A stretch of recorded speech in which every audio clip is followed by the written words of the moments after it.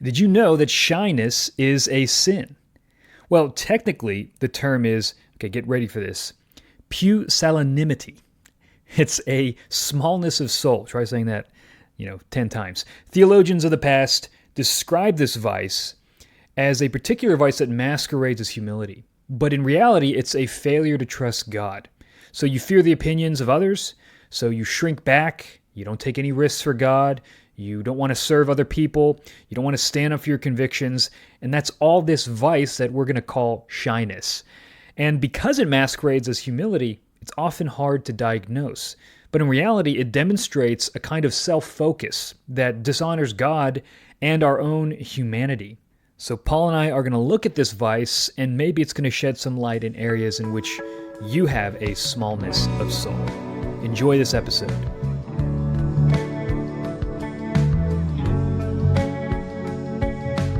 All right, we are back, and we are live.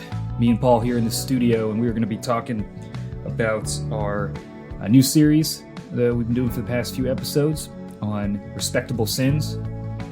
Sins that maybe don't really make the headlines, or they're not as easily perceivable as the usual contenders of straight up idolatry, sexual sin, being super harsh, all these types of things, being angry. Being Southern Baptist. Oh, gosh. I feel like you just hijacked the teleprompter. You know what I mean? I'm like, at being Southern Baptist. We love our Southern Baptists. We basically are Southern Baptists. I mean, you're not anymore because you've moved away, but I'm open to it. I'm just not Credo Baptist. That doesn't mean I can't worship at a Southern Baptist church. That's true. Yeah. That's true. I've just moved on to Can I just say other this things. too? I mean, I feel like as if you're Credo Baptist, if you're Baptist, if you went in a time machine and went to the Reformation and you went up to Luther and you'd be like, dude, I appreciate all that you've done. He's like, you don't baptize babies? He'd be like, you're a heathen. He'd probably, nail you to the door, And I'm just glad that Catholics and Protestants aren't killing each other anymore. And I'm glad that Protestants aren't killing each other anymore, and that Catholics aren't killing each other anymore, and all that stuff. And small victories. Right. Anyway, I think we can all appreciate. You can have two Protestants together in 2024 doing a podcast series where they're constantly just mining Aquinas for quotes. Yeah. It's amazing. Right. I wonder what Aquinas would think about us. He'd probably be mining us for quotes. Yeah. That's, I'm sure. I think he'd be looking at us being like, he would look at you and he'd be like, this is probably what Augustine looked like. The Egyptian man. I don't know. That's probably not true. He was Roman, so. He was African. Yeah, but he was Roman. Yeah, but he was like North African. I don't know. What? That could be a whole debate. Who knows? We can't really know. We like to claim him. At least you think like Augustine. Wow. So I think unsystematically. Wow. And like you're gonna throw shade on Augustine? Too verbose. He's not a systematic thinker. What do you think Augustine gets wrong? Oh, it's not wrong. It's just he's all over the place. If you read his writings, he's like scatterbrained. He's verbose. He's super redundant. But that's part of what it was to write in the ancient world. You just you didn't have spell check. You didn't have the beauty of typing something out and going back. How you're describing Augustine is how you describe religious studies majors. Oh my gosh. Nah. At least Augustine was saying true things. Wow. Whereas religious studies is fake. I'm happy to go on the record saying that. Actually, that's going to get me in trouble. But that's okay. I'm all right. No one's going to listen to this anyway. That's true. Especially religious studies majors. So anyway. Yeah, this is we were already off to a great start. So let's talk about these respectable sins. So we've been talking about how virtue is sort of the mean between two extremes, but even among those two extremes, one is closer to virtue than the other. So we've talked about cowardice, the virtue of courage, and then rashness. And if you're going to pick one of the two, which you don't want to do, but if you have to pick one of two, rashness is actually closer to courage than cowardice. But if you want to grow out of cowardice, if you struggle with that and you want to grow out of it, you want to overcorrect. You actually want to push yourself to what you think is rash, because you'll end up in the middle at courage. And the same would be in the reverse. So today we're going to talk about shyness. Or what's the hoity-toity term that you have? Pusillanimity. You need to get checked out for that. Pusillanimity. I can't even say it. It sounds like some kind of disorder. Pusillanimity. Or timidity. That's the other. Timidity. Timidity is the better way of putting it. Lack of determination. Okay. That's the lack that's of determination. The way that Aquinas timidity. talks about it. Maybe colloquially we could call it shyness. Yeah. Or smallness of soul is what Aristotle called it. Interesting. You see yourself as having a small soul. You see yourself as not having much to contribute. And Aquinas thinks when Paul says in Colossians, fathers, provoke not your children to indignation, lest they be discouraged. That's timidity. That's the vice of smallness of soul, causing someone to shrink back. And so your actions can have an effect on other people where you cause them to sort of close up and not all the gifts and talents that God has given them, their capacities, they don't exercise those. They see themselves as small in spirit, not having anything to contribute. And so they fail to cultivate their talents and contribute in all the ways that God has for them. That's basically the gist of it. So when I hear this, I can see how people can misinterpret Bible verses to say, when you think about count others more significant than yourselves, be slow to speak, be tenderhearted, be gracious. People can interpret that as being a doormat or being small of soul, as you're talking about. And Aquinas seems to say, well, actually, you're devaluing the agency and the volition that God has given you. Mm-hmm. We talked a little bit about insensitivity, about how that's when you basically think that all pleasure is bad. Yeah. So the example would be you are eating dinner and you would want to numb your taste buds to the taste of it because you think enjoying eating dinner would be wrong. Mm-hmm. And in the same way, it's almost like, well, in that scenario, God gave taste to food for us to enjoy. He wants it to be an effect of pursuing the good of nourishing our bodies. Mm-hmm. But he also gave us a will, and we don't want to denigrate that as well under the guise of being submissive. So the insensitive person thinks they're being disciplined and not being self-indulgent by hating the taste of food. Yeah. In the same way, the timid person or the promiscuous person. No, the whatever the pusillanimous person. Pusillanimous person denigrates their own agency, thinking that they're being humble. Yeah. So they're actually misaligned in how they understand things. And I think that can be misused in Christianity with some of the phrases that we use or the verses that we use. But I also think too, oftentimes today you say, you need to hear people's voices, right? And I think there's a truth to the sense of if you have authority, you don't want to crush people. So for example, your example of fathers, don't provoke your children to anger. Don't make them discouraged. Don't make them discouraged. Don't make them discouraged, right? You don't want to crush them so that they can never actually express themselves. Mm-hmm. But at the same time, if you are timid, there's a responsibility on you. In other words, you can't just look at somebody and go, they're forcing me not to express myself. Now, there might be a case in which that's true, and that's an injustice against you. Mm-hmm. If somebody's is browbeating you, being oppressive against you, and you can't express yourself. Think about the Israelites under Pharaoh. Okay, that's not right.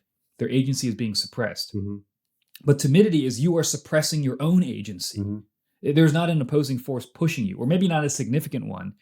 And out of fear of man, or just a mistrust of God, you are not asserting yourself in a proper way. Yeah. So this is actually saying you can't look and go, it's the man holding me down, even though that can be the case. But timidity is not that. Timidity is saying I'm purposely holding myself down because of my sinful desires. Yeah. It might be helpful to contrast it with the vice on the other extreme, which is vanity. So the small-souled person, the timid person, is the exact opposite of the vain person, the person who wants glory for its own sake. The timid person is the person who shies away into the corner of the room so much so that they don't contribute even the good things that God expects of them. And the virtue is just great souledness. Aquinas calls it magnanimity. So the person who pursues honor and cultivates their talents and has proper ambition. So you want to will great things. You want to pursue great things, not for your own sake and not for the sake of acclaim, but because you see that God has given you certain talents and skills, and you have this sort of seize the day, but for the kingdom of God type of drive. So this person has drive for the good things that God has placed in them. So it's not a sort of like conquest type personality that just wants to go and dominate everything, but it's someone who sees where problems are and sees that God has given them skills to solve problems, for example, or God has given them musical abilities or conversational ability or whatever it might be.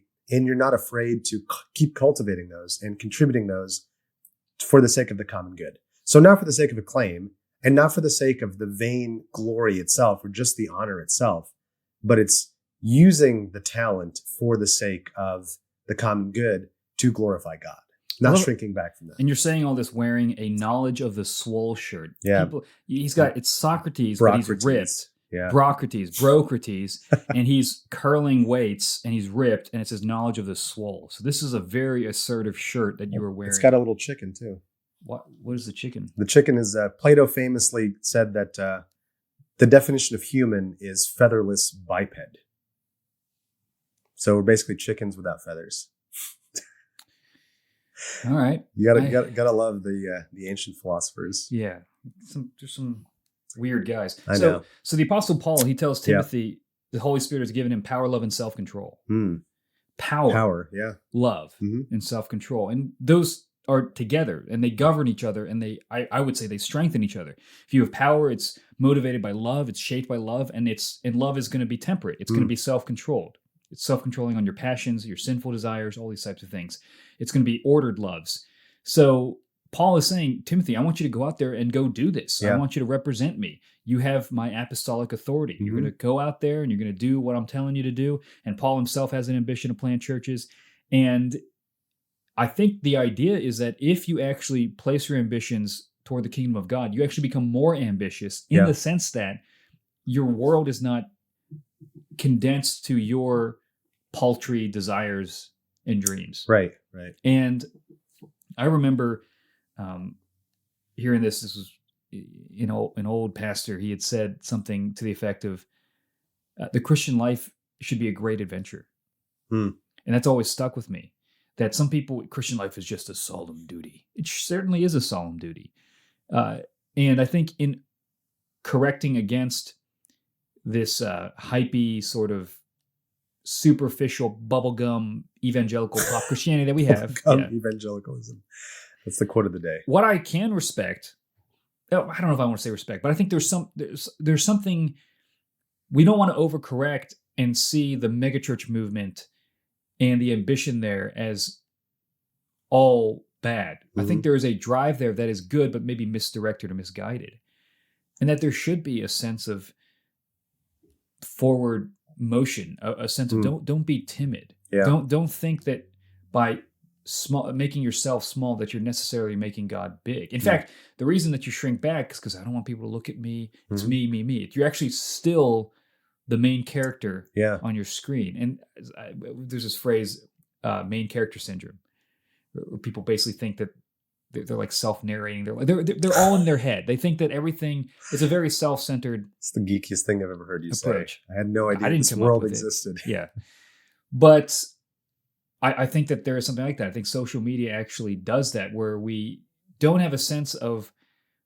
We sort of envision our lives as we're in these little bubbles, and where they're consumeristic bubbles, and we just consume, and we determine when we see people, when we don't, when we do this, when we don't do that. Everything's curated for us, and we bubble ourselves off. And what that prevents is we don't actually feel like there's a common world in which we can work together and actually impact and affect. And I don't just mean in like some kind of social gospel type of thing. I mean the sense of you have a local community that you can build. You have a family that you can build. You have a local church of people that you can serve, and they actually need you to do that. And so I get people, not everybody wants to do public speaking. I get that. Yeah.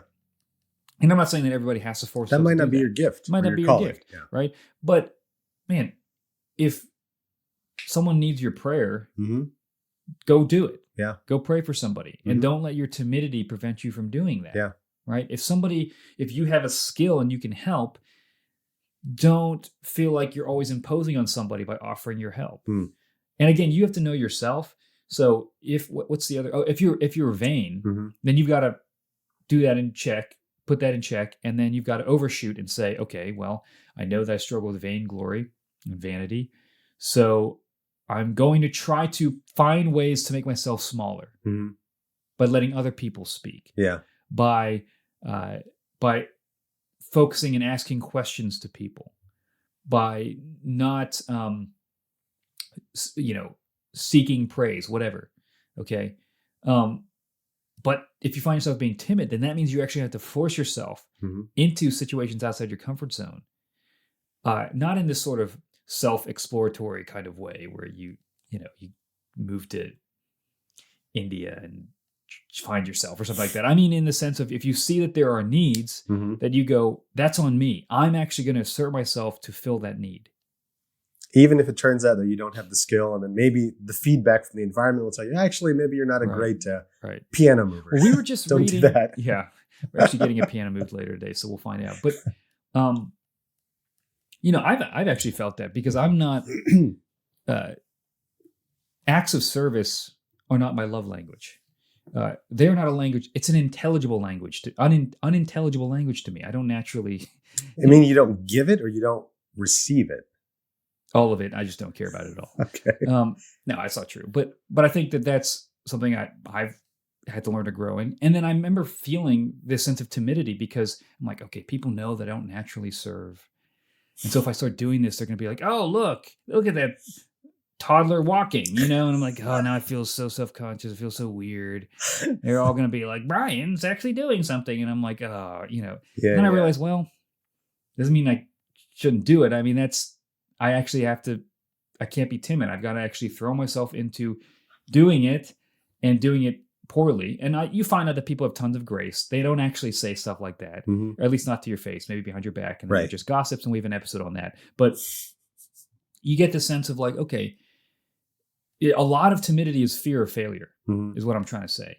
And that fear of failure ultimately is a wrong way to look at things. Yeah. It's not how God desires us to live.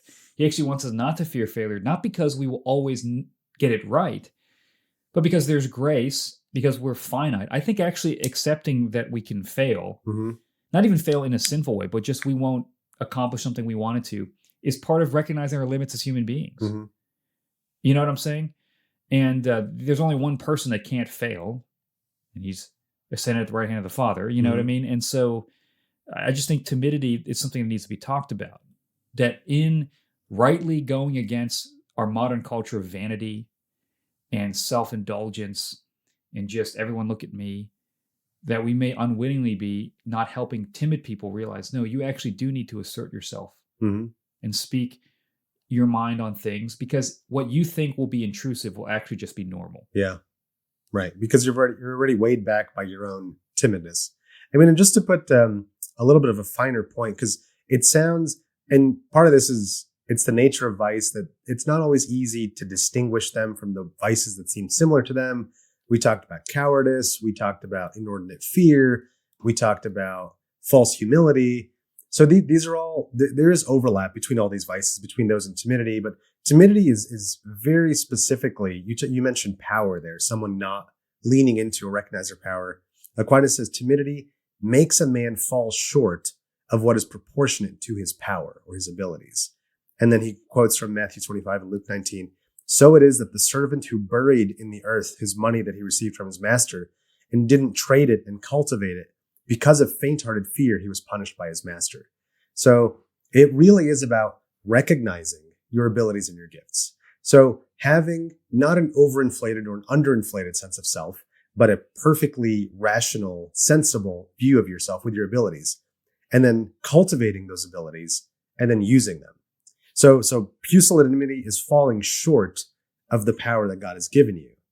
And then it leads to what he calls the 4 errors. The first is the timid man shrinks from great things because he thinks he has a little soul. Second, he has ignorance of his own qualifications or talents, or he's lazy when he considers his own talents and abilities. So if there's an ignorance, you're not knowing yourself accurately. Third, you have a fear of failure in what you falsely deem to exceed one's ability. So you think that certain things are out of your reach when actually they're in your reach. And then last, you shrink from the great things of which God has made you worthy. So, I mean, we could take those maybe one at a time and just riff on them a little bit. But I mean, the first one is shrinking from great things out of littleness of soul. Like you have it's kind of tied in with the last one. You have a lesser view of what you're capable of. And so you shrink back from the things that God has for you. I feel like it captures a lot of, there's a little bit of, there might be cowardice there. There might be ignorance. There might be over humility or false humility, because you think that in trying to avoid vanity, you jump to the other side. So the timid person there actually doesn't go out and receive all that God has for them. So that their life is kind of impoverished. They languish because they're shrinking back and they're not doing that for which God has made them worthy. That language of shrinking back is in Hebrews. I mean, I think it's at the end of Hebrews, 12 or I don't remember. He says that something to the effect of, we're not like those who shrink back, but those who by faith preserve their souls, right? Mm-hmm. And the idea of that hall of faith in Hebrews 11, it's full of ambition. And they did not shrink back, but they pursued all the promises that God had made for them. And God calls that faith. He sees that as a good thing. In Proverbs 30, it speaks about how there are, what is it? Oh yeah, he talks about how there are 3 things that are stately in their tread, 4 are stately in their stride. The lion, which is mightiest among beasts, and does not turn back from any. The strutting rooster, the he-goat, and a king whose army is with him. And he says, this is a great thing. A king who knows he's got an army with him has a confidence with him that pushes him out into the world. Just like a lion, the apex predator, all these things. And what he's saying is, that's a good kind of confidence, right? And we have God on our side. God is with us. And there's this, not this prideful sense, but I think that's the trust that the Lord is with you, that him and his heavenly host is with you, and that you don't have to depend upon your own resources, that God is with you to accomplish these things that are going to be beyond what you think is possible. And that actually God is honored by that. This is not a health and wealth type of thing. In fact, one of the things is that this will actually prepare you to suffer well, to say that I actually can endure this because God is with me, And so there's a lack of faith in the timid person. There can be a lack of faith. Lack of recognizing that God is on your side. Or you're saying, all I have are my resources, therefore I can't do it, which is saying all I have is me, which is saying God is not with me, right? And again, I think with vainglory, well, which one's closer? Well, this is what, I mean, Aquinas doesn't say it explicitly, and I thought maybe we could even talk about this a little bit. I think vanity's probably worse. I think more of us are inclined to vanity. So it's easier for the timid person to become, to have the proper ambition, to be magnanimous than it is for the vain person. What's the virtue? It's magnanimous. So how do you define that? Actually pursuing the things that are in your power. So you're ambitious to the right degree, to the right end, and you have an accurate grasp of your abilities, and you pursue those, and you bring others into that, and you pursue the common good. So it's a great souled man. That's what Aquinas calls him. So someone who's not doing it for the limelight, but someone who's like the Hebrews Hall of Fame, who sees that God has given him this ambition and is pursuing it, and who knows his abilities and his upper maximums, and doesn't try to do anything foolish or reckless or for his own glory, but it's proper ambition or proper, when he receives honor, he knows it's for the things that he's actually worthy of, and the honor goes to God. So it's a combination of a lot of different virtues there, but it's the in-between vanity and timidity. So you think that, but strictly speaking though, timidity is closer to... I think so. I know that sounds right, because vanity it seems a lot more close to vainglory, which is just attention seeking, which is pure emptiness. But I guess part of it is also, what is the reason why you're being timid? Is it because you're trying to avoid vanity and you're overcorrecting? Then there's something healthy and admirable about that. But if it's because you really lack of faith, if it's fear, if it's cowardice, if it's all these other things, then that might be worse too. So again, the vices don't just come individually, they come in these clusters. So if you are a fearful person, if you are a person who lacks faith, if you're a person who's ignorant of self, if you're a person who's lazy, doesn't want to cultivate your talents, all of those are horrible. Like, you don't want to be that kind of person. But if it's just, I really don't like the limelight, I really want to avoid vanity, then that by itself, like, the error is like an admirable one, but you can do a little bit closer to get to the virtue. Maybe that's how I would think about it. I wonder if there's something like how, Moses was timid, or he was fearful, but he answered the call. Yeah. And maybe that's the being magnanimous. It's the ambition of where you see the need and you have the courage and the wherewithal to say, I will answer that. I will do that. I think Moses was still timid, and he obviously grew, but if he were to be great souled, I think upon receiving the call, right, he would go instantly. Right. Or even he'd seek out the call. He'd say, like, right, my people are in danger. I have this ability. Right. I was the Prince of Egypt. I'm going to go back to them. That's proper ambition. And he's putting his skills. If he was vain, he would have said, this is going to be great. I'm going to be awesome. Yeah. Or I can do this on my own. I don't even need to go to God. I can do this on my own strength. And I'm doing it because I want the acclaim. I want to be a leader. Right. That would be, overambitious. So again, hitting the mean is really tough. And you kind of have to calibrate and recalibrate in response to, you put something out into the world, the environment gives you some feedback, and you say, okay, well, actually I did that for glory. It's for glory's sake. That's not good. So you curb back and you maybe shrink back a little bit. And then this constant feedback process hopefully gets you close to the virtue. But yeah, this shrinking back from great things out of littleness of soul. And then there's, Aquinas talks about ignorance. So you can be a bad diagnostician of yourself. You don't really know yourself. That could be one. So you're not constantly taking stock of your abilities. It could be ignorance, or Aquinas says it could be laziness. It could be you don't want to do the hard work of introspecting and seeing what your gifts are. Or you see what your gifts are, and like the lazy servants in the parable, you don't want to invest them. You just bury them in the ground because you think, like, this is easier, because it's going to be hard to cultivate my musical abilities or my conversational abilities or whatever it is that I have. It takes work to grow a garden and to cultivate talents. And if it's out of fear or out of ignorance or out of laziness, those are all vices, and those are all things you should get rid of. So again, it comes with a suite or a cluster of other bad things in your life. There's a proverb where it talks about somebody who's too hungry and he won't lift his hand to eat. That just reminds me of the laziness that you're talking about. Yeah. So I wonder, though, if vanity is actually further, or if timidity is to be preferred over vanity, because I'd imagine if a city gets attacked by foreign invaders, and you've got a bunch of guys who are like, oh, we can make a name for ourselves by defending the city. Well, okay, that's vainglory, but also we're not getting killed because of them. Whereas if everybody is timid, you're done.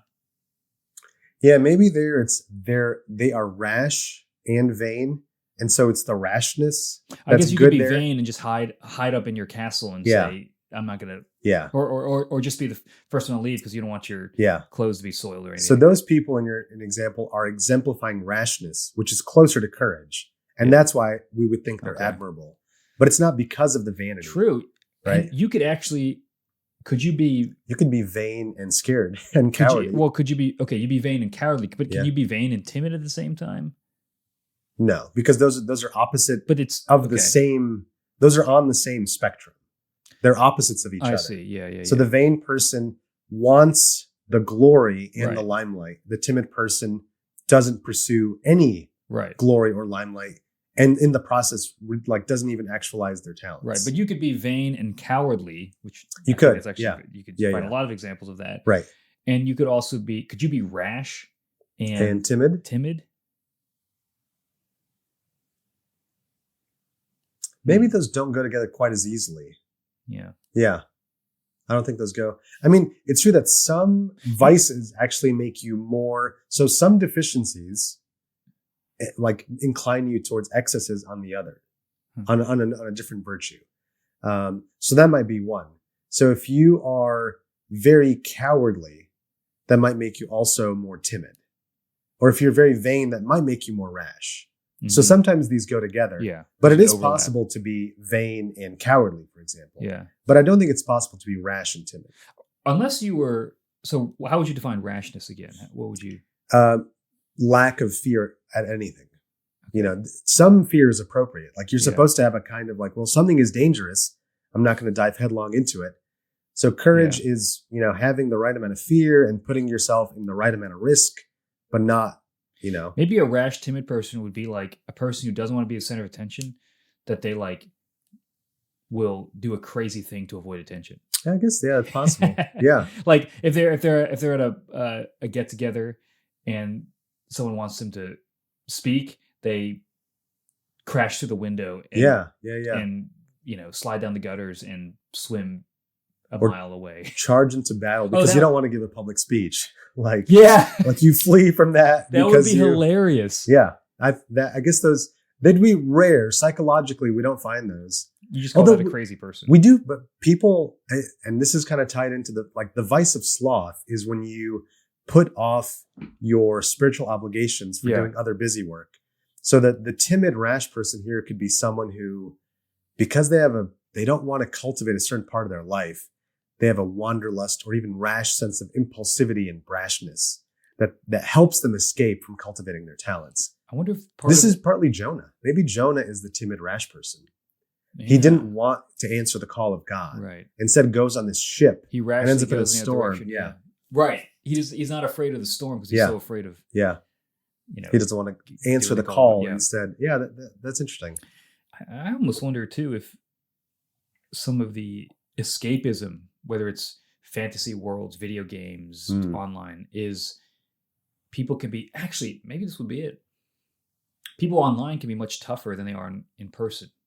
They can have this kind of persona, and it's an escapism to avoid actually asserting themselves in life. Yeah, so they're timid and they're rash in a different domain, perhaps. And their timidity leads them to have this online version of themselves, right? Because in real life they shrink back. They're avoiding agency in their own life by expressing it online. So I guess it is more common than or expressing it through a podcast. Yeah. Whoa. Are we just being super timid? Oh, yeah, exactly. This is what we just avoid all the hard conversations. If you actually meet us in person, we won't talk to you. We'll just scare you. We'll run away. We'll run into a battle. For like academic theology bros, I think we're actually pretty socially apt. Is that like a high bar? I don't know. No, that's a really low bar actually. Yeah. I think that's good. No, I hadn't thought about the rash timid combo. Is that how you open up conversations at parties? Being like, for theology academic bro. I'm quite socially adept. Where are you going? Wait, come back. Yeah. Listen to my podcast. yeah. That'll open doors for you. This reminds me of when we had Matt Lee Anderson on. He's like, I'm really fun at parties. Yeah. After he just like, I think he actually probably would be really fun. He's great at parties. So, he's such Matt, a cool guy. We want to have you back on the podcast. Join the party. Matt, we want to go to a party with you. We want to host a party and bring Matt. And don't be timid. That's right. Don't be timid. Matt's not timid. Yeah. Do you think he's rash? Should we just psychoanalyze him? No, I think Matt's courageous. Sign language to me what you really think. That's what I thought. Okay. So yeah, interesting stuff. I mean, okay. So if you're timid, how do you? What are some ways you can grow out of timidity? How can you cultivate magnanimity? Magnanimity. I think the first get out of postcapability and get into magnanimity. Diagnose your pusillanimity. There we go. I said it. I think one of the first steps is, and we've mentioned this with the past vices, just being aware of it and acknowledging that you have this, and then addressing the source of the timidness. Is it ignorance of your own abilities? Is it laziness, not wanting to cultivate? Is it fear of the future, the unknown, fear of failure?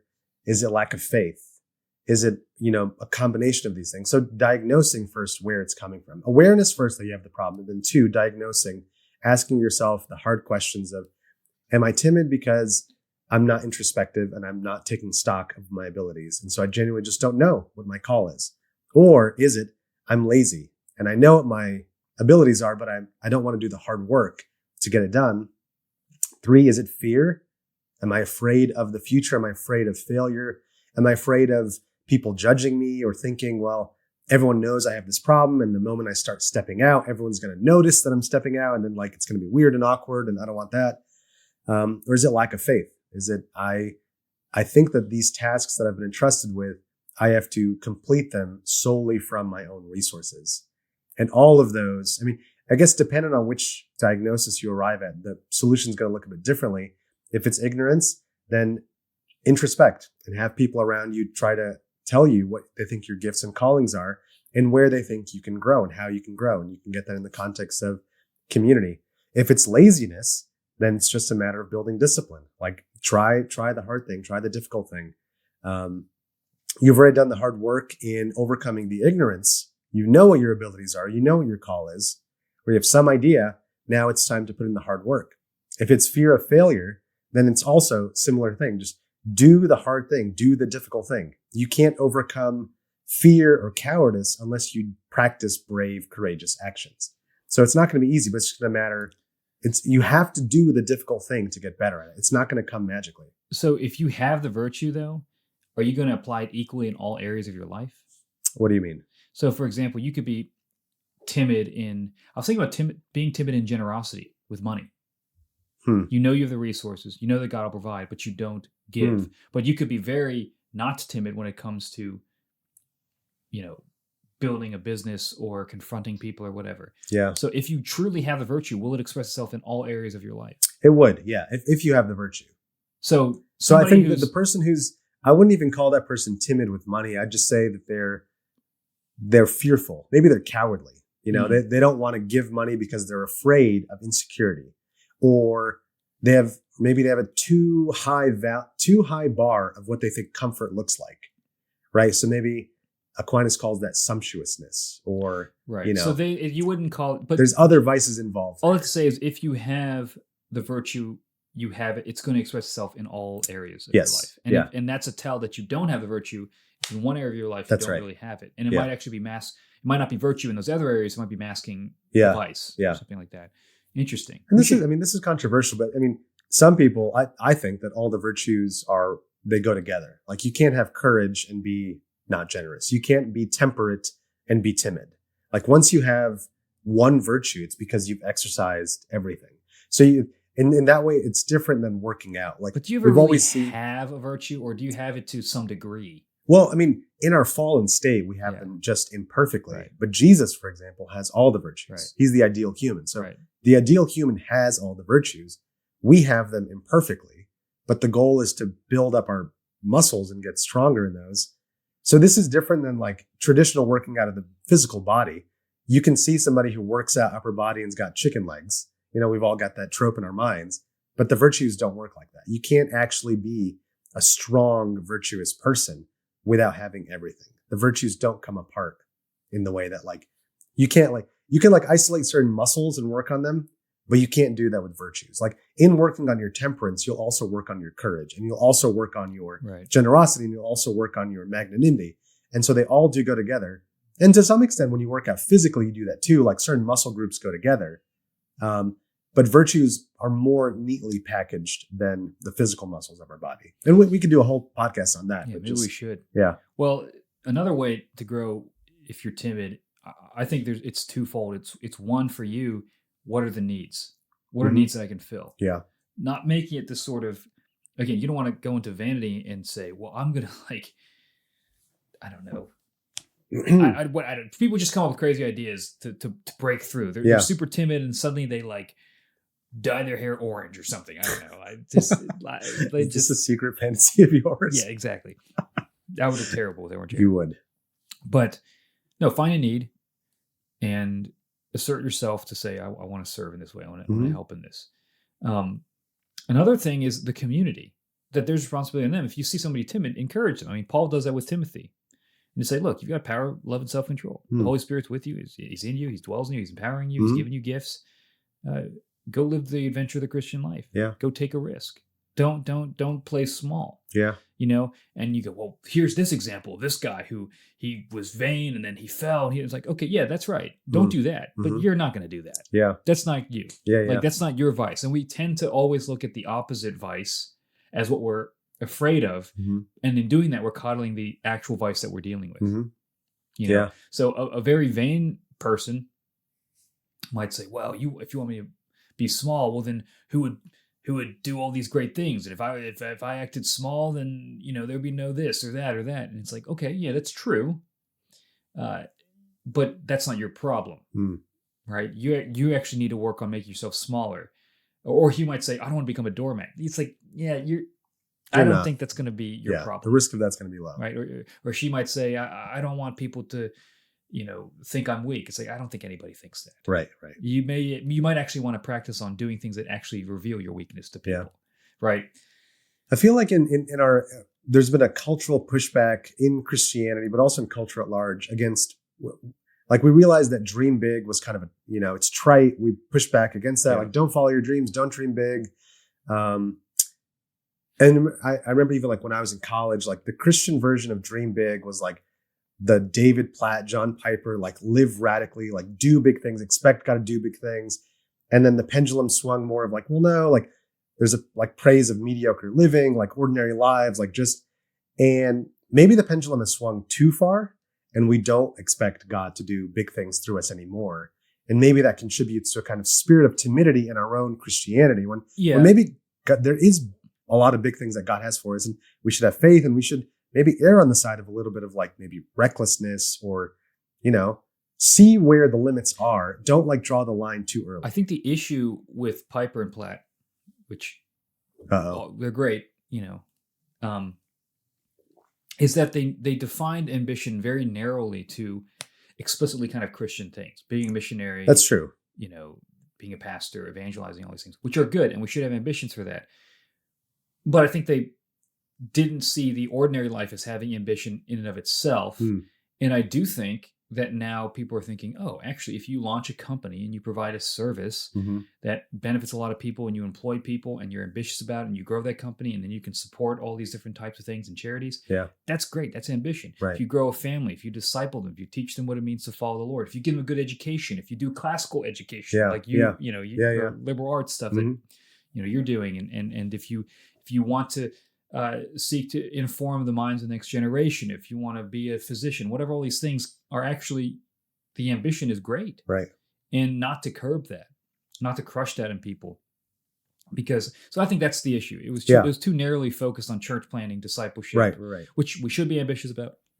Don't hear me not saying that, but there are more gifts than just those, and we can feel free to live into those. And ambition can look, it's much more varied in texture than just explicit Christian ministry. Right. Yeah. There you go. Like making a podcast.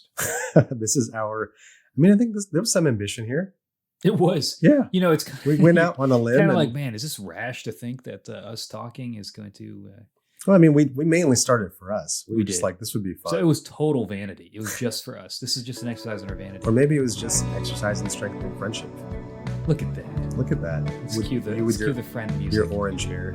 Yeah, there you go. There you go. I appreciate that. Maybe we'll do a series on friendship. Ooh, that'd be good. It would be a good series. That's all we got. Thank you guys for listening. Show notes, check it out. Check out all the links, support us, all that good stuff. We'll catch you guys next time.